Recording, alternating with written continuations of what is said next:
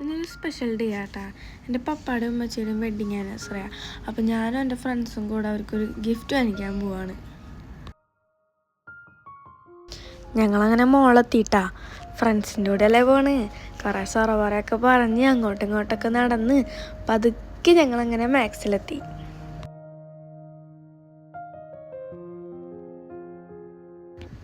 ഇവിടെ നിന്നാണ് നമ്മളപ്പോൾ ഉമ്മച്ചി ഗിഫ്റ്റ് വാങ്ങിക്കാൻ പോണേ. ഇവിടെ മുമ്പ് വന്നപ്പോൾ ഉമ്മച്ചി ഒരു സംഭവം കണ്ട് ഭയങ്കര ഇഷ്ടമായിട്ടുണ്ടായിരുന്നു. അത് വാങ്ങിക്കാൻ വേണ്ടിയിട്ടാണ് ഞാനിപ്പോൾ ഇങ്ങോട്ട് വന്നിട്ടുള്ളത്.